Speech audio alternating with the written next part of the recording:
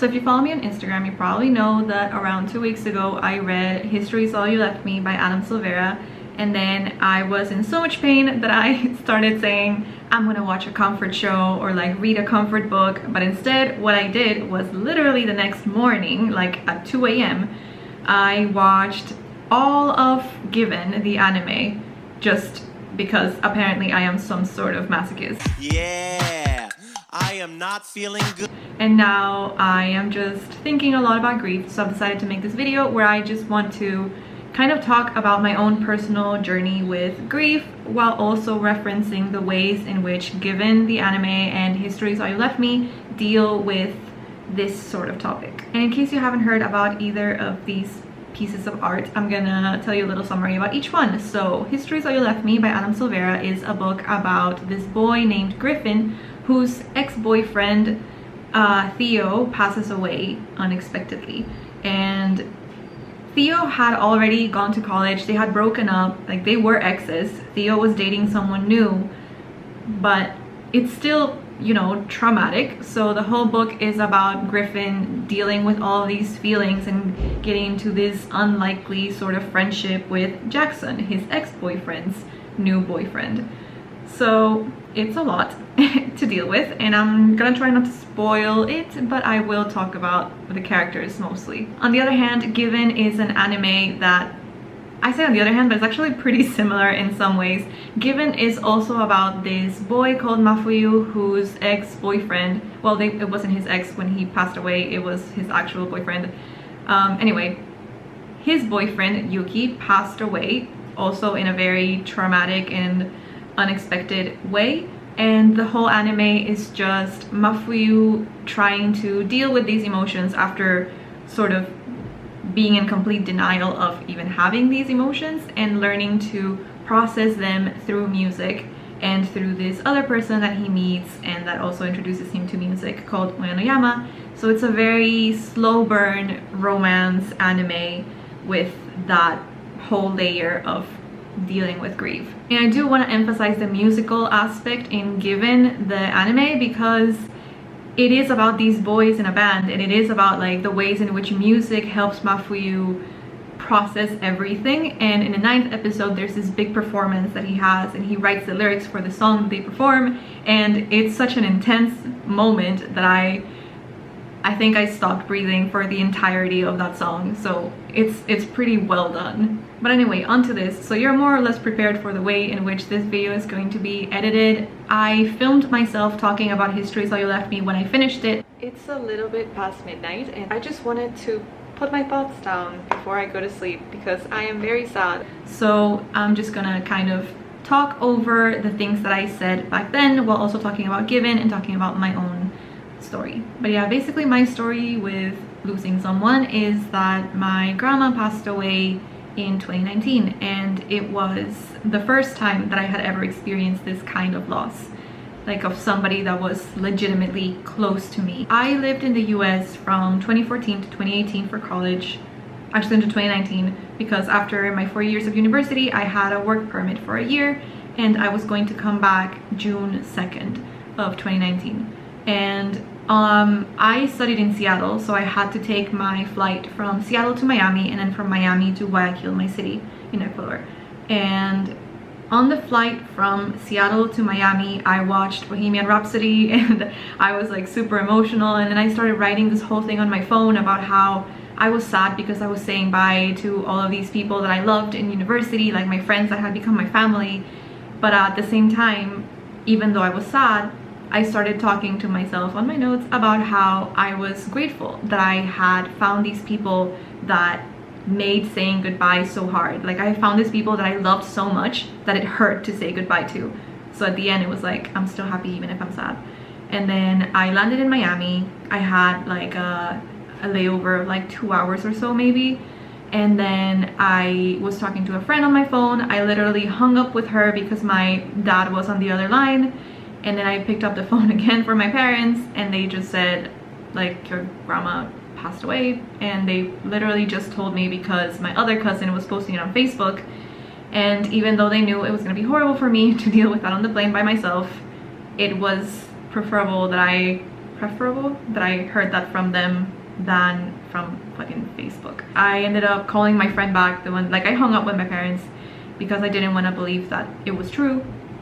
And then I called my friend back and I was like, my dad just said this. And then I started like making, like, I don't know, just like not taking it seriously in a way, because literally a part of my brain just didn't want to process it. And then I texted some friends from Ecuador when I was sitting on the plane just to be like, my parents said this, like, doesn't it sound fake? Like, what the heck? And then I was wearing a mask and a cap because that's how I traveled at that point in my fashion sense, I don't know. And I started making jokes about it to my friend. I was like, oh, it's like I'm a celebrity, like I'm wearing a mask and I'm wearing a cap and nobody can see, but at the same time, this way nobody knows that I'm literally about to have a fucking breakdown. Then I put on earphones. I played really, really loud K-pop while I read Aristotle and Dante Discover the Secrets of the Universe again, because that's one of my comfort books. As soon as I landed in Ecuador, we had to go to the, I don't know what it's called, but it's just like the place where they had her. It's kind of like a little church, and she was like at the front, like her body. And I completely related to the way that Griffin just didn't really want to see Theo's body during the funeral, because it's just, he just feels like it's not him anymore. I just sat back down on my bench, like I literally rid my arm away from my mom's so I could sit back down in my little bench. I like was not in the mental space to hear anything, so I just walked outside and I cried. And then another cousin came to talk to me and I made more jokes. And then, yeah, even if I didn't know this about myself at the time, the way that I apparently process these deep amounts of pain is by literally just trying to not. Honestly, there's no like guidebook on how to move on from a loss like this, or any sort of loss. There's no set of instructions. So oh yeah, on that topic, I also liked how Theo's parents, they're talking, like Griffin is talking about how Theo's parents have this like things that they're trying out with their other kid, like Denise. They're saying let's have her keep her routine and stuff like that. Like they're trying their best, but they're also trying to like hold themselves together.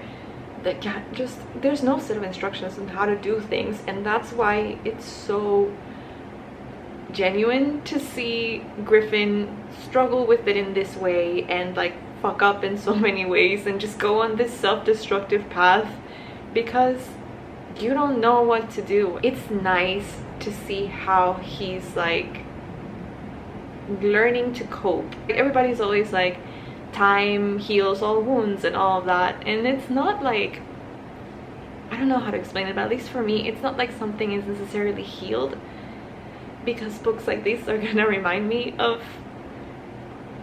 losing someone, but it's just that it's like part of that journey.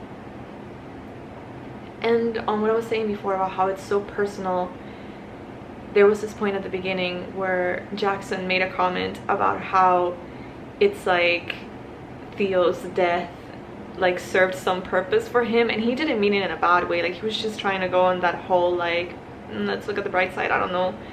And Griffin was so angry at that.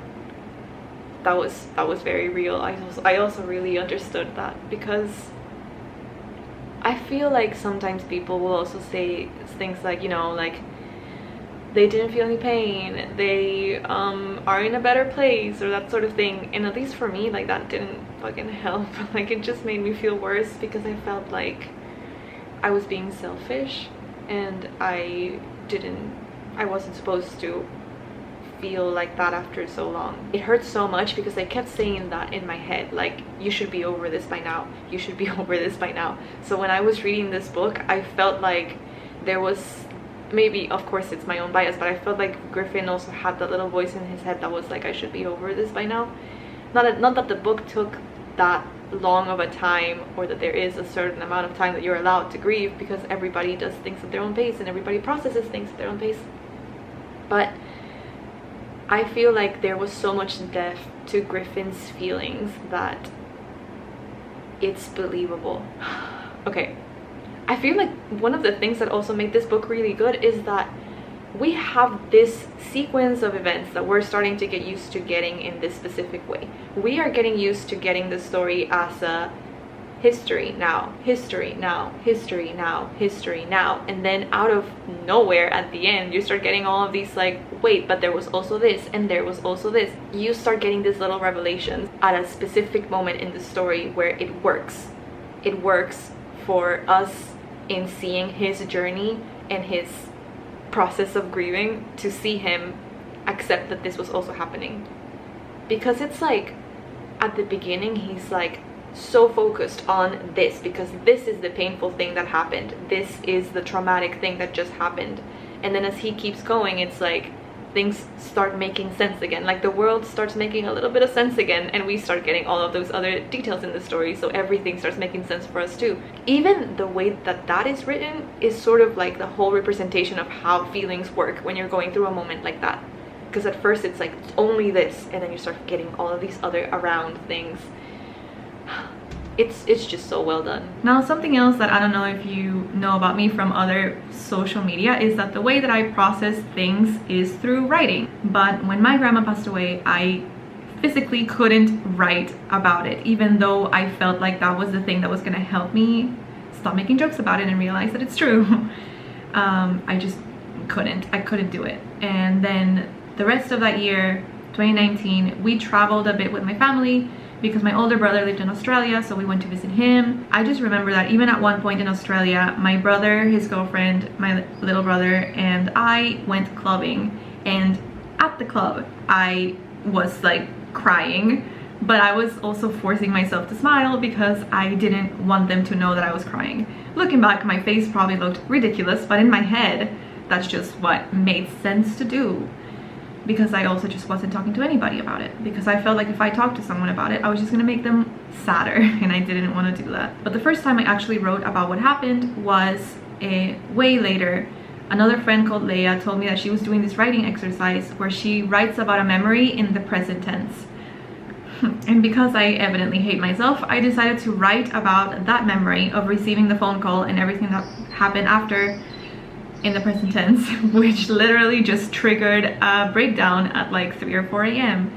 So that was not good. Then 2020 happened, and it was hard for everybody.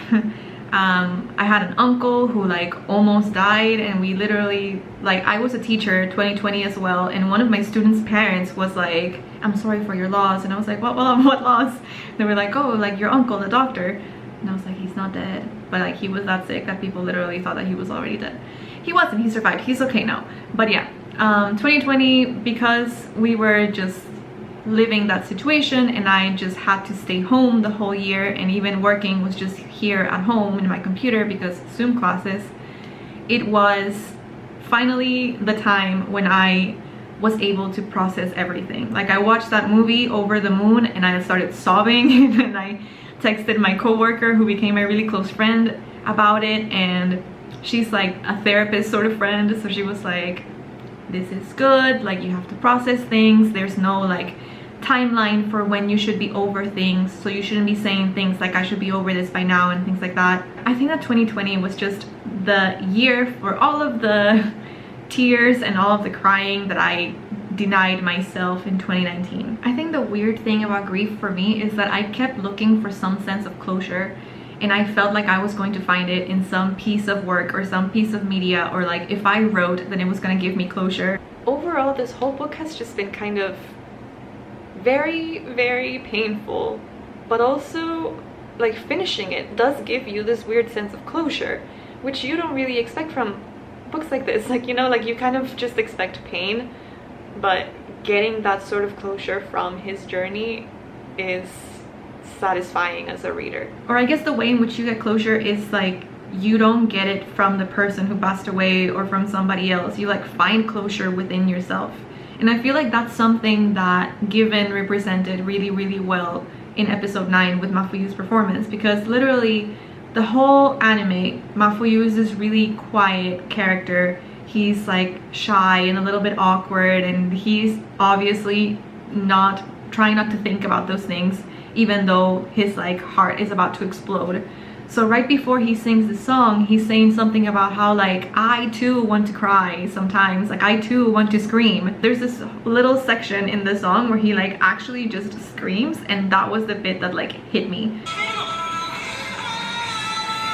Because maybe that's part of the closure, like you just need that like catharsis, because sometimes we force ourselves to hold everything in because we don't want to worry others, because we don't want to put ourselves through more, and we think that that denial is going to make it better, but it doesn't, because it just keeps putting things in this little bubble until it like fucking explodes. So yeah, just like Mafuyu finds his ways of dealing with his emotions through writing this song and performing this song and saying it out loud for the first time by telling this whole story about himself and Yuki, and like that's like the healthy way to do it, I guess. Because on the other hand, we have the way that History's All You Left Me shows, which is a more self-destructive path, which I would argue that the denial aspect in Mafuyu, like him not saying anything and being like, I'm not thinking anything, I'm not feeling anything, so I can't be in a band, like that's also in a way self-destructive. Not dealing with things is a quiet form of being self-destructive too, because it's just building it up for yourself. And it sounds easy to say it, and from what I just told you, you know that it's not easy for me, but I'm just saying it because I feel like that's what it was like in my experience. And like, don't take this the wrong way, but I feel like if you went on a self-destructive path, it's okay, you know? Like maybe it's just what had to happen. I just want to clarify that I mean this to a level. Like there are levels to which you can be slightly self-destructive, but once it crosses a line, of course it's not okay. But when I say it's okay, I just mean in the sense that like it's not the end of the world and you can always change from where you are. In the same way that sometimes you can't prevent people from making mistakes. Like as much as I love my little cousin, she's like my sister, I can give her all the advice in the world about relationships, about boys or whatever, but she's still gonna have to experience some things by herself. She's still gonna have to make her own mistakes to be able to learn from them. So I think that's where the kind of self-destruction thing comes in the sense of like, don't beat yourself up if you're being a little bit self-destructive. Just be aware that that is what you're doing and find the help that you need for it. I also especially appreciated the fact that Griffin's parents were saying that he should go to therapy, especially when he like runs away and goes to California and they're like, you're coming back and you're going to therapy. I appreciated that. Let's talk about mental health. The whole book in itself does talk about mental health, and it goes into how it's not probably the healthiest thing for Griffin to get super close to Jackson, Theo's ex-boyfriend. Theo's the one that passed away. Because while it is true that they both understand each other in a way that nobody else understands, they are also these two really powerful forces of pain at that moment, that if they're not dealing with it like within themselves as well, they're not going to be able to help each other as well as they could. Because they did help each other in some ways, and at the beginning it was fine, but I feel like they also crossed some lines too, and that was the part of the reason why they crossed those lines was because they were sort of also finding an escape in each other's pain rather than in dealing with their own pain. I think that's something that I appreciated from Given and from History's All You Left Me, is that they both showed that this journey through grief is not something that you have to do by yourself. Given gives you this, as I said, sort of slow burn romance through it, and History's All You Left Me kind of has the romance aspect in it too, but I'm not necessarily talking about the romance when I say this. Like, the thing that helps them ultimately, Mafuyu and Griffin, is that they learn to make connections with people again. Because once they lost that special person, it was kind of like they were trying to isolate themselves in a way that maybe it's because you feel like you don't want to get hurt anymore, and by isolating yourself you're going to avoid that. You're going to avoid any chance of being hurt again, without realizing that by doing this you are just extending the pain that you have and causing yourself even more pain, because you're avoiding connections with other people, and as human beings we need those connections with other people to survive. So while there's no set of instructions, there's no set of rules, I think we need both, you know? Like, we need to find connections with other people, but we also need to be able to connect with our inner selves and all those things that we're trying to not hear from ourselves. Like that inner voice that is telling you what hurts and what you're scared of and all of those things. Like, rather than just avoiding it and watching, what's that called? Akagami no Shirayuki-hime, the cutest anime in the world. Instead of watching that, you can watch that and also think about yourself, and also think about your feelings, and also have conversations, and also write about what you're feeling.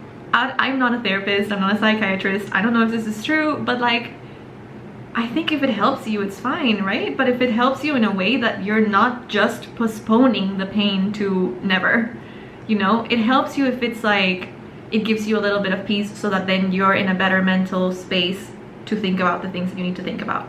But yeah, my cousin's a psychiatrist, so maybe the next video I'm just gonna have her sit next to me and I'm just gonna be like, you know, give me the set of instructions. Even making this video for me is kind of cathartic because, as I said, it was such a long time of me literally not talking about it to avoid crying and being sad, that I feel like at this point, the more I can say it out loud, it helps me. Not that it's like, not like it doesn't hurt at all anymore, but just in a way that I can understand more of the little emotions that make up my reaction to it. So yeah, in case you needed to hear it, I know that it seems fake when people are like, it's gonna get better, but it is gonna get better, I promise. And, you know, find the people that love you and that care about you in the way that you love and care about them, that you feel safe talking to. Or, you know, if you feel like you need a therapist, you need to talk to somebody else professionally, do that. You know, take the steps that you need to take, but just don't do it alone, you know, because you aren't alone. Because it sounds so cheesy, but it's true. Just like, you know, you're not alone, so don't try to do things alone. So yeah, I hope this video helped in some way, that it, if anything, made you feel like you're not alone in your pain and in your experience, or that it motivated you to talk to whoever you feel like you need to talk to help yourself in this kind of situation. So yeah, thanks for watching.